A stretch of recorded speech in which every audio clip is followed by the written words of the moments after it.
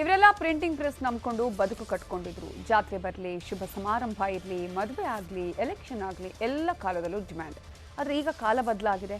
ಹಾಗಾದರೆ ಏನಾಗಿದೆ ನೋಡ್ಕೊಂಡ್ಬನ್ನಿ.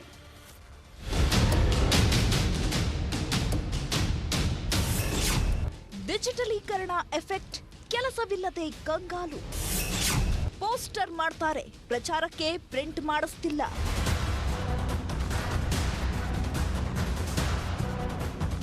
ಸದಾಕಾಲ ಶಬ್ದ ಮಾಡುತ್ತಿದ್ದ ಮಿಷನ್ಗಳು ಸೈಲೆಂಟ್ ಆಗಿವೆ. ಹಗಲು ರಾತ್ರಿ ಕೆಲಸ ಮಾಡ್ತಿದ್ದ ಸಿಬ್ಬಂದಿ ಸುಮ್ಮನೆ ಇರುವಂತಾಗಿದೆ. ಚುನಾವಣೆಯ ಆದಾಯದ ನಿರೀಕ್ಷೆಯಲ್ಲಿದ್ದ ಮಾಲೀಕರು ಕಂಗಾಲಾಗಿದ್ದಾರೆ. ಇದು ಪ್ರಿಂಟಿಂಗ್ ಪ್ರೆಸ್ಗಳ ಸದ್ಯದ ಚಿತ್ರಣ. ಎಲೆಕ್ಷನ್ ಟೈಮಲ್ಲಿ ಪಾಂಪ್ಲೆಟ್ಗಳಿಗೆ ಡಿಮ್ಯಾಂಡೇ ಇಲ್ಲದಂತಾಗಿದೆ. ಹಿಂದೆಲ್ಲ ಲಕ್ಷ ಲಕ್ಷ ಲೆಕ್ಕದಲ್ಲಿ ಪ್ರಿಂಟಿಂಗ್ ಮಾಡ್ತಿದ್ದ ಮಾಲೀಕರು ಇದೀಗ ಸಾವಿರಕ್ಕೂ ಆರ್ಡರ್ ಬಾರದೆ ಸಂಕಷ್ಟಕ್ಕೆ ಸಿಲುಕಿದ್ದಾರೆ. ಇದಕ್ಕೆಲ್ಲ ಕಾರಣ ಡಿಜಿಟಲ್ ಮೀಡಿಯಾ ಎಫೆಕ್ಟ್.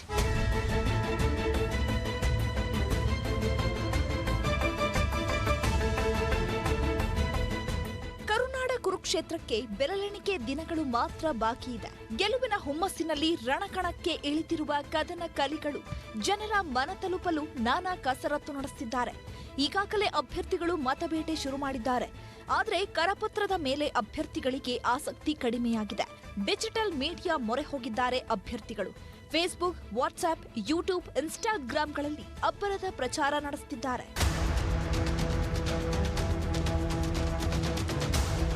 ಕಳೆದ ಚುನಾವಣೆಯ ವೇಳೆ ನೀತಿ ಸಂಹಿತೆ ಜಾರಿಗೂ ಮುನ್ನವೇ ಲಕ್ಷ ಲಕ್ಷ ವ್ಯವಹಾರ ಮಾಡಿದ್ದವರು ಈ ಬಾರಿ ನೀತಿ ಸಂಹಿತೆ ಜಾರಿಯಾಗಿ ತಿಂಗಳು ಆದರೂ 10,000 ಪಾಂಪ್ಲೆಟ್ಗಳಿಗೆ ಆರ್ಡರ್ ಬಂದಿದೆ. ಜೊತೆಗೆ ಚುನಾವಣಾ ಆಯೋಗದ ಕಟ್ಟುನಿಟ್ಟಿನ ನಿಯಮ ಕೂಡ ಪ್ರಿಂಟಿಂಗ್ ಪ್ರೆಸ್ಗೆ ಸಂಕಷ್ಟ ತಂದಿದೆ. ಡಿಜಿಟಲ್ ಮಾರ್ಕೆಟಿಂಗ್ ಇಲ್ಲ ಸರ್, ತುಂಬಾ ಕಡಿಮೆ ಆಗಿದೆ. ಆಗಲೇ 1 ತಿಂಗಳಾಯ್ತು. ಇನ್ನು ಎಲೆಕ್ಷನ್ ಎಲ್ಲ ಮುಗಿಬೇಕು, ಅದಾದ್ಮೇಲೆ ವರ್ಕ್ ಎಲ್ಲ ಸ್ಟಾರ್ಟ್ ಆಗೋದು. ಎಲ್ಲ ಚುನಾವಣೆ ಅಧಿಕಾರಿಗಳೆಲ್ಲ ಬಹಳ ಸ್ಟ್ರಿಕ್ಟ್ ಮಾಡಿದ್ದಾರೆ. ಈಗೆಲ್ಲ ಎಲೆಕ್ಷನ್ ನಿಂತಿರೋರಿಗೆಲ್ಲ ಅಭ್ಯರ್ಥಿಗಳೆಲ್ಲ ಅವ್ರ ಹತ್ರ ಹೋಗಿ ಪರ್ಮಿಷನ್ ತಗೊಂಡು ಬಂದು ಲೆಟರ್ ಕೊಟ್ಮೇಲೆ ನಾವು ಪ್ರಿಂಟ್ ಮಾಡಬೇಕು. ಹಾಗಾಗಿ ಎಲ್ಲ ಫುಲ್ ಸ್ಟ್ರಿಕ್ಟ್ ಆಗಿ ಎಲ್ಲ ಫುಲ್ ಕೆಲಸ ತುಂಬಾ ಕಡಿಮೆ ಆಗಿದೆ. ಪ್ರಿಂಟಿಂಗ್ ಪ್ರೆಸ್ ಮಾಲೀಕರು ನಷ್ಟದಲ್ಲಿದ್ರೆ, ಇತ್ತ ಸೋಷಿಯಲ್ ಮೀಡಿಯಾ ಪ್ರಮೋಷನ್ ಕಂಪನಿಗಳು ಚುನಾವಣೆ ಸುಗ್ಗಿ ಮಾಡ್ತಿವೆ. ಲಕ್ಷ ಲಕ್ಷದ ಪ್ಯಾಕೇಜ್ ಲೆಕ್ಕದಲ್ಲಿ ಅಭ್ಯರ್ಥಿಗಳ ಪರವಾಗಿ ಜಾಲತಾಣದಲ್ಲಿ ಹಂಗಾಮ ಮಾಡ್ತಿವೆ.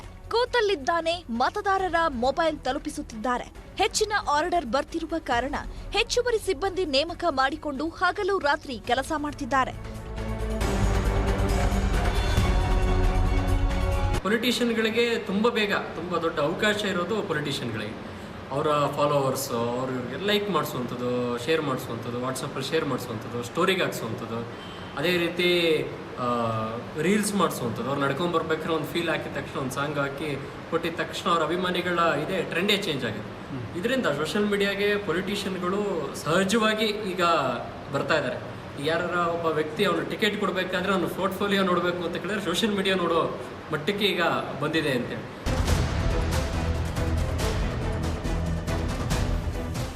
ಅಂದಹಾಗೆ ಚುನಾವಣೆ ಸುಗ್ಗಿಯಲ್ಲಿ ಡಿಜಿಟಲ್ ಮೀಡಿಯಾ ಕಂಪನಿಗಳು ಇದ್ರೆ ಆರ್ಡರ್ಗಳು ಬಾರದೆ ಪ್ರಿಂಟಿಂಗ್ ಪ್ರೆಸ್ ಮಾಲೀಕರು ನಷ್ಟ ಅನುಭವಿಸುವಂತಾಗಿದೆ.